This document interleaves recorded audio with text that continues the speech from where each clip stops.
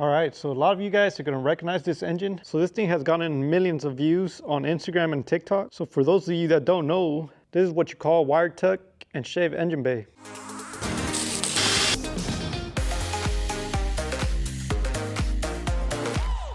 So for those of you that don't know, this engine bay belongs to my 1988 Honda CRX DX. So I took the time to basically weld all the seams that come in the original body, and then I welded more sheet metal, 16 gauge sheet metal to be exact. So if you guys can see here, this is a whole brand new piece of sheet metal that kind of reinforced the engine bay so it wouldn't crack down the road. So right here, you normally have like a big hole for like your wiper fluid tank. So I welded sheets of metal just to cover everything up, and like I said, reinforce the whole engine bay. And I did that multiple times. I think I did one in the back and other stuff. Also, what I did, is I welded every single little extra hole that comes on the original, engine bay. And I welded everything, and then after that, you get body filler and you body fill everything just to clean it all up and then respray it. So I have a video of how I did my wire tuck. They're actually under the fender here, which brings power to your lights and your radiator fan. And then another thing, like I customized my wire harness, and you guys can see it goes inside this little boot in here. And then everything goes underneath the dash, which I don't have AC or heater, so there's plenty of room in there. And also my battery, which would be located right here, is actually underneath the dash. So the other thing was brake line. If you guys can see, those are the two brake lines that go from your master cylinder, and they're all tucked underneath the dash as well. And I got my proportion valve there, and then I rerouted every line. So people always ask me why I don't delete the booster, because the master cylinder comes with that booster. And the reason why I don't do it, because I don't like the solid feel of not having that booster, because having that assistance definitely gives it a whole different feel on your pedal, makes it soft, rather than feeling like you're hitting the brake when your car is off. But yeah, all in all, that's basically what makes the wire tuck, just basically hiding everything. So one of the things that has gotten a lot of people's attention is this cover I made here, which I have a video on here on YouTube where I show you guys how I pretty much created this thing. So basically my theory was I did not want to buy a fuel rail, because for the amount of money that I was going to spend, I wasn't going to get in return as much power. So I thought it was kind of pointless, because since I'm just running my stock engine, you know what I mean? So I just got a little creative, and I created this box just to kind of make it a little cleaner, because if I take this off, it definitely shows a lot more wires and stuff, and this just kind of gives it a little cleaner look. But check out that video if you guys are interested in that. And then for sure, the main thing that always gets everybody's attention is this headlight, because I have a little duck in it. So if we come over here to this headlight, you guys can see that I have a chip on here, and I didn't have this before, and these are glass. So when we go out cruising and we're picking up little rocks, eventually they hit here, and you guys can see how it's shattered there. This one's not too bad because it's not broken all the way in yet, but when I got the car, this one did have a broken one. It was actually a hole there. It almost looked like a BB gun hit it. And so what I did, I thought I would get a little creative and see if I could cut the glass. And at the time I had done a tile job in my house, so I had a diamond blade little tile cutter. So I'm like, man, before I order a new one, let me try to make this little air duct work. So what I did is I got that little diamond blade wheel and I cut it, and it worked out perfect. I'm not sure if this is tempered glass, but it worked. I actually got a straight line. So then after that, what I did is I got a foam can, one of those insulating foam can, and I foamed it all up, and I gave it this shape. And once I had the shape I wanted, what I did is I taped it all up with clear tape, and then I got fiberglass the whole little shell. And when I pulled it out, I had myself a little shell, and then I took out the foam and then put the little cover, and that's what you have here now. It's not flush, and it came out looking pretty good. So then from there, I decided to create a little air box. So what I did, had extra metal laying around from when I cut pieces for the engine bay. So I decided to try to make a little air box. So what I did, I started with this pizza box. You guys can see how old it is because it's been sitting around for years. But yeah, after I cut it out, and then I had a little bender, and I made the little bends and gave it 4 mounting points. I got one there, one here, and then 2 underneath. So as you guys can see, the cardboard basically just gave me this shape, and then all I did was get another piece of metal, and I bend it into an L, and then I welded it on top. You see, it's all flush because I cut it all out, and I welded it, and then gave it 2 mounting points underneath, and then there I have my little air box. It might not be so efficient, but I'm sure it helps to a degree. Just holding the heat heat from the engine. And since it's getting all the air in there, I'm sure it helps a little bit. Okay, so now about the car. So like I said, it's a 1988 Honda CRX DX. What was cool that back in the day, some dealers would offer accessories like a sunroof. So they would put, sunroof on your car if you wanted it. And sure enough, they did that to this one. It's a DX with a sunroof. And the best part is that this little sunroof actually pops up and it just gives it a better look. Like the SI sunroof actually just rolls in. So, this one gives it like a little sport look in a way. So one thing about the CRX is that, it's a classic car. It's old school. And I definitely wanted to keep it like in its own era. So I found me some of these Sprint Hard CPF. I would definitely want the ones with the polished lip. I forget what they are. I think it's the CPR or something like that. Those are just too expensive and I didn't think it's worth it. And then I found these for a decent price. So I bought these. So I have rear discs from an Integra.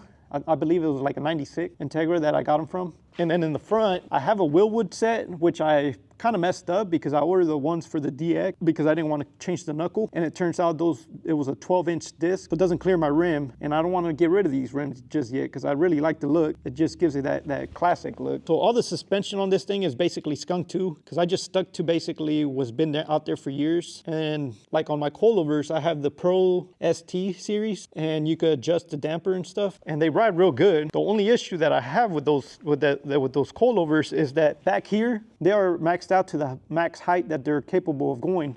And as you guys can see, it's already pretty much rubbing. And if I want to upgrade my wheels for the bigger brakes, basically 16-inch, I'm definitely going to rub. So I'm probably going to need to get a new suspension too. So that's basically why I haven't gone, an extra step and done that. It's just more money down the drain if you ask me. The CRX is definitely one of those cars that, it's just simple. I got my two Sparkle bucket seats. And I have no radio because I don't think it's necessary. I gotta enjoy the music of the engine, right? Like I said, it's just simple. And as you guys can see, this thing's actually wrapped. It's not its original paint. It's actually white underneath. So this for sure is one of my project cars. So it's far from done. Like you guys can see here, I definitely want to put a half cage. That way I could get my harness, throw my harness on there, and also do a few other little things in here inside and clean it up. Right now I just sprayed it with some black paint just to kind of make it look cleaner than what it was. But like I said, it's a project car and it's far from done. So basically I'm gonna give you a little rundown what I've been through with this car because I've had this car for so long. It didn't get to where it's at, from one day to the next. Plans with a project are always up and down. It's never perfect, that's for sure. So I bought this car in 2009 when I got out of high school because it was just one of my dream cars. I've just always enjoyed the look of the car. It definitely takes the right person to really like a CRX. Not anybody likes a CRX. It's definitely a weird looking car in a way. That was my dream car, so I got out of high school and I bought one and here it is. I paid $500 for non-running shell. And I said I was going to put the B16B Type R from Japan, and once I started making a little bit of money, I went for it and got the engine and everything. So at that time, this was, 2010, 2011, around that time, this build was one of those that nobody wanted to do because the engine was $3,000 at that time. And like I said, I paid $500 for the shell. So it doesn't make sense, you're gonna put $3,000 engine in a junk little car, you know what I mean? But that's what I wanted, so I went with it. YouTube wasn't as good as it is now, so a lot of things were hard to find. I think I remember a few videos from Young Static, because, he's the EF legend, if you ask me. I think I built the hydro, the cable to hydro from one of his videos, gave me the idea, and I built it myself too, and to this day, it's still in there, and it's working. And then like little things like that. And,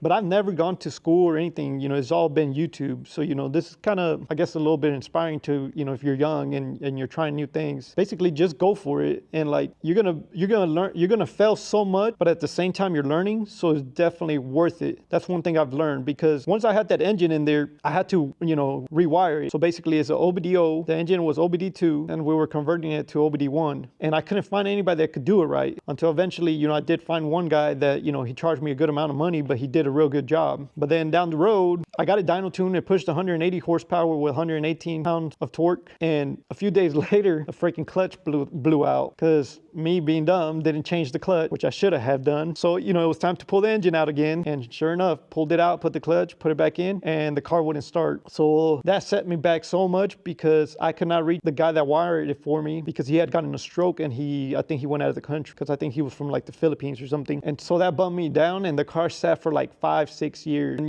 like 5-6 years later, I'm like, man, it's time to either work on this thing on my own and figuring it out and getting it started, or I'm gonna get rid of it because I'm tired of just seeing it sitting there. So I printed the pinout for the ECU, the wiring harness and stuff for the OBD0, OBD1, and I freaking tackled it out and took apart the whole wiring harness. And sure enough, I found one of the little quick connectors that you put a wire on each end and then you squeeze it to pinch it together in the middle of the harness. And I guess when I pulled down the engine, it kind of stretched it out, so it pulled one end of the wire, and so it was enough for my injectors not to get fuel or power to get fuel. And the good thing is that I found it. And so, like I said, this was like 6 years later. Man, that thing just cranked on the first crank, and I was just mind blown happy. It just gave me so much motivation to just tackle this thing out again. So I went in there and just redid the whole thing, the whole engine bay, to give it brand new paint and everything, just to clean it up, and basically to what we have today. One of the biggest lessons I've learned, now that we have YouTube University, is try things on your own. And yes, you might mess things up and it might cost you a little bit of money, but you're getting knowledge, but that knowledge is going to be worth more than that money that you're going to lose, or that money you gave somebody to do a crappy job that you weren't happy with. Like, in my opinion, if I do it and I mess it up and it's not the best looking or whatever, I'm happy with it because I went in there and tackled it out on my own, and I learned stuff, and I felt good doing it. And I know that I did it. I didn't pay anybody,